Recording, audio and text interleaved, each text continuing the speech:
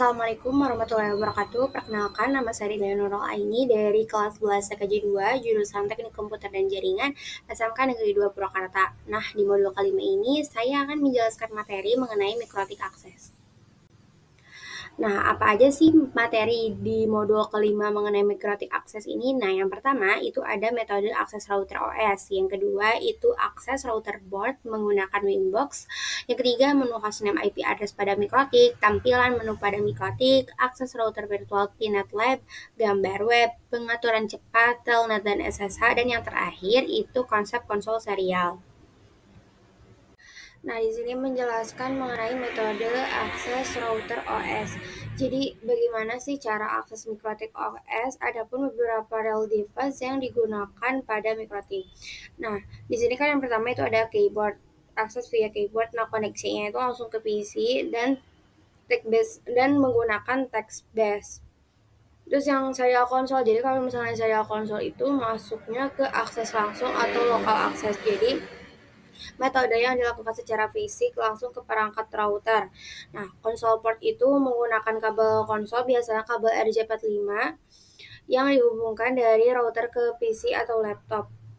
Nah, software yang biasa untuk membantunya itu biasanya menggunakan Teraterm atau Hyperterminal. Nah, untuk kelebihannya itu bisa digunakan walaupun router belum terhubung ke jaringan.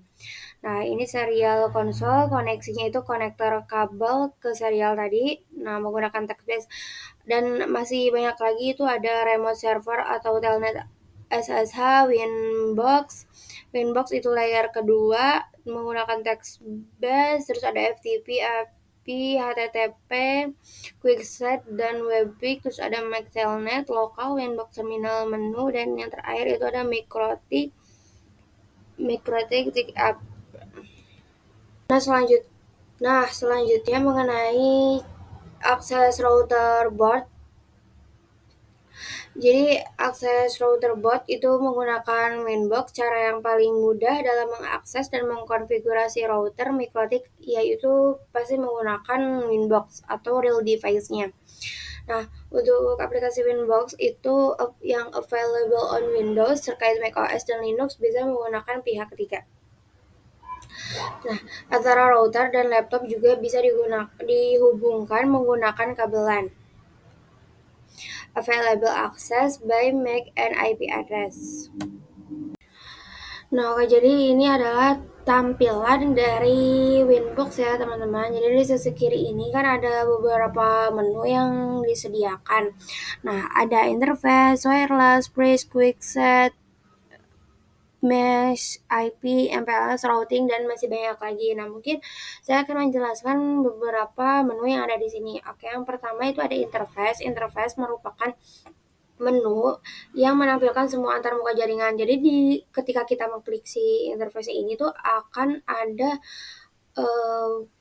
seperti Ether 1, LAN 1, bridge, dan lain-lain. Maksudnya, jadi masih banyak lagi di dalam menu tersebut.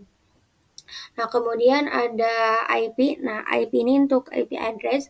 Jadi, fungsinya untuk menambahkan alamat IP ke interface, terus juga kita bisa melihat IP yang sudah dikonfigurasikan. Contohnya kita menggunakan IP 192.168.20.1 slash atau menggunakan prefix juga 24. Nah, kemudian ada juga DHCP, nah DHCP yang client dan juga DHCP server. Kemudian ada juga wireless, jadi fungsinya untuk router yang mendukung WiFi. Kita bisa menyeting dengan SSID, security, dan mode AP atau client. Jadi di sini tuh sangat banyak sekali menu-menu dari Winbox. Nah, terus gimana caranya supaya kita bisa mengganti nama hostname menjadi nama kita sendiri?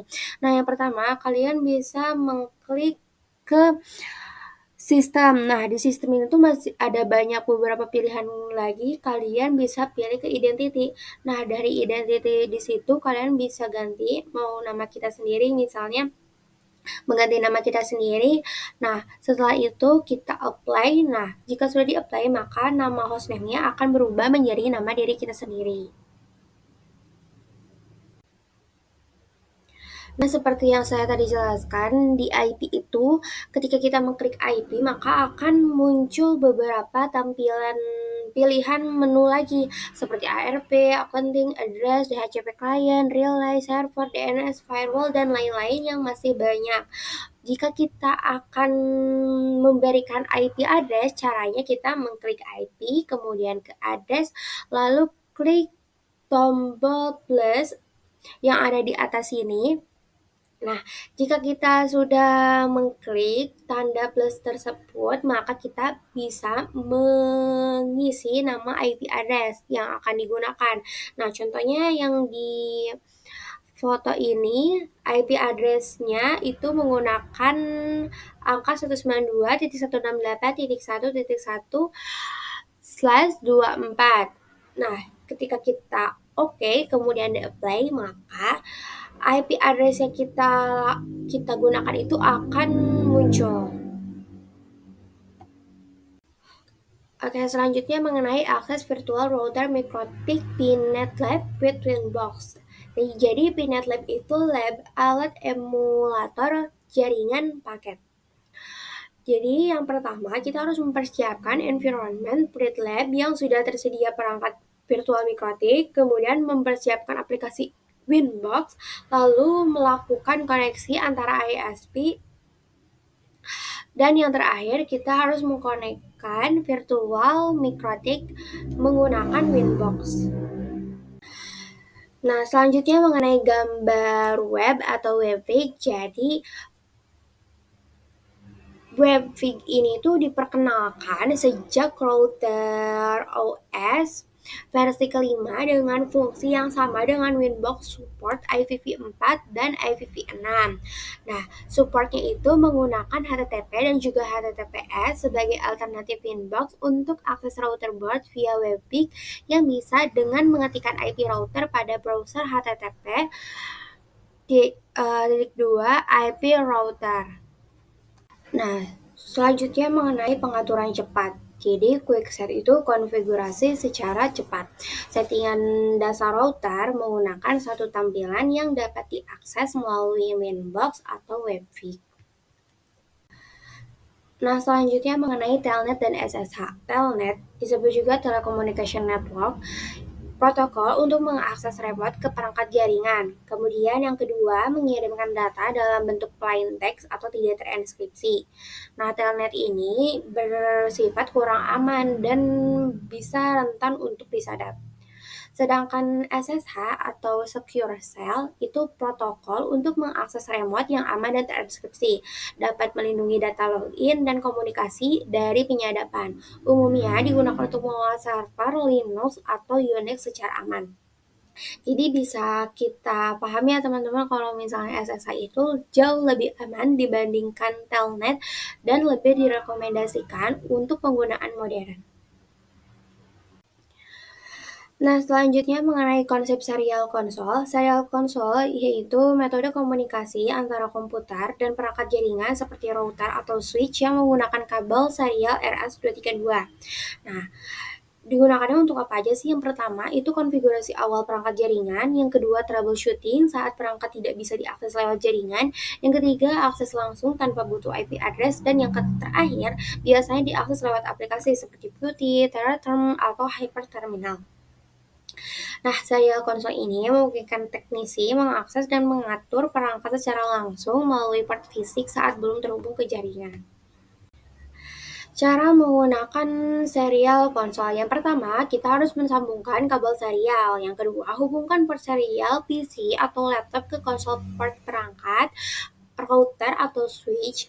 Nah, menggunakan kabel konsol itu biasanya bisa menggunakan RJ45, DB9 atau USB to serial. Yang ketiga, gunakan aplikasi terminal. Yang keempat, buka software seperti Qt, Teratem, atau Hyperterminal tadi.